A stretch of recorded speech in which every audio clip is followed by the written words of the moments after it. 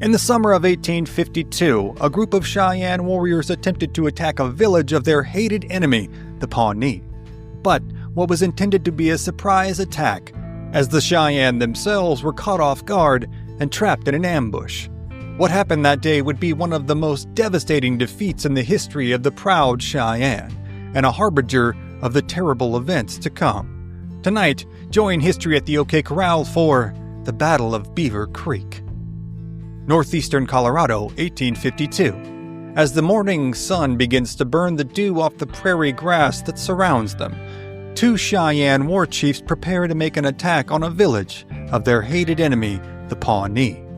One man, the war chief named Black Kettle, carries a bundle of arrows, blessed by a Cheyenne medicine man and tied to the end of his long lance. The other, a man named Long Chin, wears the sacred medicine hat, also blessed by a medicine man. These items are not only of great spiritual importance to their tribe, they believe they are critical elements in surviving and winning the fight that is soon to come. In the tradition of the Cheyenne, no attack must be made until the men carrying these sacred items first take to the field. If this happens, they believe their attack could be compromised, and they could very well all likely be killed. In fact, the war between the Pawnee and the Cheyenne has been greatly flamed in the past decade after an 1842 battle in which the Pawnee had captured the bundle of sacred arrows. This defeat was seen as an unimaginable, nearly irreparable tragedy by the Cheyenne. Though one of the arrows would eventually be recaptured by their Lakota allies, the Cheyenne had spent much of the 1840s in a state of societal disarray, seemingly afflicted by all manner of tragedies. They had used the single recaptured arrow in a ceremony to make another bundle of sacred arrows, even trekking deep into the Black Hills in order to place two of the arrows deep within a crevice, in the hopes that this offering might rekindle some of their medicine. But at first, this had largely seemed like it had been to no avail, as tragedy continued to plague the Cheyenne people. In 1849, as thousands of Americans flooded through the area on their way to California in order to capitalize on the ongoing gold rush, thousands of Plains Tribes people became infected with deadly cholera. The Cheyenne and their Lakota allies' territory were those closest to the gold rush pioneers' main route of travel. Thus, they were even more exposed to the epidemic than many of their Plains Tribes counterparts. The resulting few years have proven devastating to both tribes, as countless thousands have succumbed to the disease, perishing in horrific circumstances, leaving countless orphans, widows, and widowers in their wake. Time and again, travelers would report entire Cheyenne villages completely deserted, with most of their inhabitants having been lost to cholera, and the rest having fled to the hills in a desperate attempt to escape the mysterious, unseen plague that was seemingly wiping their people from the earth. However, in the last few years, the Cheyenne have begun to rise to power again. Black Kettle and his family had managed to survive the epidemic, and his leadership and selflessness had driven his rise to prominence amongst his people. He had earned his reputation not only through his deeds in battle, but his foresight and his prudence. In 1850, he had moved his people to the Arkansas River and sent the call out for any and all surviving Cheyenne bands to join him and his people so that they might be strengthened in their numbers and begin to rebuild their people. In 1851, he had participated in the signing of the Treaty of Fort Laramie, which solidified a truce between the Cheyenne and their close ally the Arapaho and the U.S. government. In return for what amounted to a lease on the Cheyenne's buffalo hunting grounds, the U.S. government would cede control of the lands ranging from the Rocky Mountains to the plains lying roughly 300 miles to the east. Bolstered by this official recognition, Black Kettle had arranged an alliance between the Cheyenne and not only their longtime allies in the Arapaho and the Lakota, but with the Kiowa and the Apache as well. They had then taken to the warpath against the Pawnee in the summer of 1852, wreaking havoc on their mutual enemy and attempting to drive them out of this territory for good. But despite the success of their campaign, the Pawnee have, as of yet, still not been driven from what the Cheyenne hold to be their rightful territory. And thus, the Cheyenne warriors now gathered around Black Kettle still burn for vengeance and glory against their hated enemy. The warriors, in keeping with the Cheyenne tradition, are all dressed and ready for battle, and all atop horses painted with specific, personalized patterns, also intended to bring them fortune and favor in the battle to come. But several of the Cheyenne warriors are missing. Most notably among them, another war chief by the name of Big Head.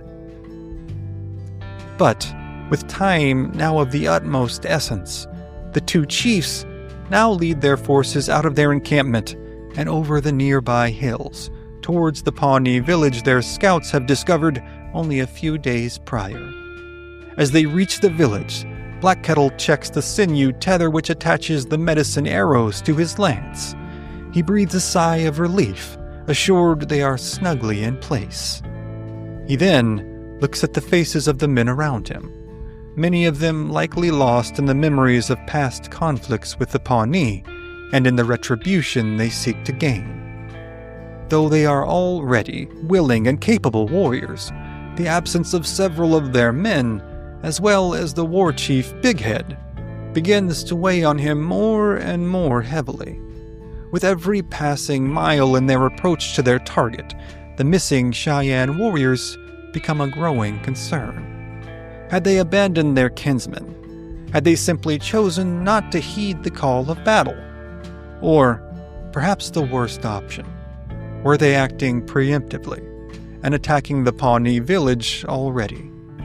If this was in fact the case, not only would the Cheyenne's element of surprise be lost, but the power of their medicine would be destroyed. Black Kettle and Long Chin, however, push these thoughts away and continue on their quiet, doggedly deliberate ride approaching the Pawnee. Finally, they reach the hill that overlooks the Pawnee village, and, looking down upon it, they are shocked by what they see. While there are many lodges, fire pits, and even drying buffalo hides all about the site, there are, seemingly, no Pawnee. This is undoubtedly an unsettling development for all, perhaps most so for the war chiefs in charge of the medicine. For all of them, the situation at hand now poses two immediate questions. One, if the Pawnee are not here in their village, where are they? And two, have the warriors missing from their own party waged a preemptive attack, driving the Pawnee into the hills and breaking the power of the Cheyenne's medicine? Black Kettle and his cohorts do not have time to wait long for their answers to these questions. Within a few minutes, the missing war chief Big Head and his warriors are seen riding towards them. As they near Black Kettle and Long Chin's position, the two chiefs are horrified to realize that Big Head is, in fact, holding a freshly taken scalp, still dripping wet with gore. Though normally this would be an occasion for great celebration amongst the Cheyenne, in this situation it means only one painfully obvious thing. There has indeed been a preemptive attack on the Pawnee, perpetrated by Big Head and his followers. Now, their medicine has been broken, and the protection they believe it affords them has been greatly compromised. But now it is too late to call off the attack, as these warriors have traveled far to claim their trophies and glory. Amongst them, retreat will not be seen as prudence, but cowardice. Thus, Black Kettle, Long Chin, and the warriors under their command now follow Big Head as he leads them towards the site where the Pawnee have retreated to. For his part, Big Head is now all but certain that victory will be assured, and the Pawnee have been weakened from the initial attack. However, after a short ride over the nearby hilltop, he is quickly proven wrong. In his force's brief absence, the Pawnee have hurriedly dug out firing pits from which to hunker down and defend their position from the Cheyenne charges. Now, what was supposed to be a surprise attack in the early hours of the dawn has turned into facing down an entrenched enemy position under the sweltering afternoon sun. With no other option, the Cheyenne, their forces now united, spend the following hours making head-on charge after head-on charge, attempting to break the Pawnee's defenses. But, time and again, they are repeatedly beaten back by the Pawnee bullets and arrows. As the battle unfolds, several Cheyenne warriors retreat to the original site of the Pawnee village, setting fire to all of the lodges in order to deny the Pawnee any shelter or foodstuffs should any of them survive this day. But, as they are carrying out this task, one of the Cheyenne warriors suddenly spots a large group of native riders approaching, coming directly towards them. At first, they are unable to identify them. Then, suddenly, as the party rides to within 100 yards, they are able to ascertain that this group is, in fact, composed of warriors from the Potawatomi tribe, an ally of the Pawnee. Coming to the aid of the Pawnee, this party shoots down several of the Cheyenne, setting fire to the village, before hurriedly riding on, following the Cheyenne trail to their current position. They flank the Cheyenne's position, taking them by surprise and driving them from the field of battle, killing several more of the Cheyenne in the process. As the Cheyenne retreat, all among them, most notably Black Kettle and Long Chin, are rife with anger and resentment at the actions of Big Head. His vainglory has, they all believe, cost them the glory of victory and cost several of their warriors their lives. The Cheyenne camp, only hours before a place of great excitement and ballyhoo, now resounds with the wailing of newly widowed Cheyenne women who know that their husbands' bodies are, perhaps at this very moment, suffering the degradations and mutilations wrought upon all slain enemies in Plains warfare.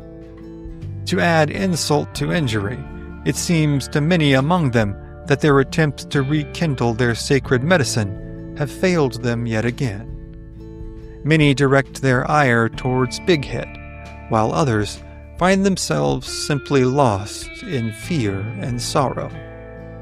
It seems that, yet again, the future of their people has been cast into uncertainty.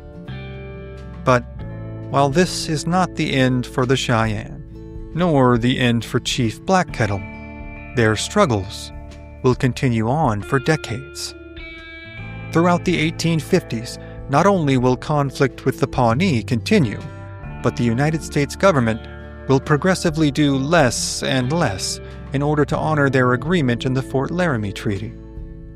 Despite continuous protests on behalf of the Cheyenne, American expansion into their territories will continue, reaching its peak in 1859 with the onset of Colorado's Pikes Peak Gold Rush.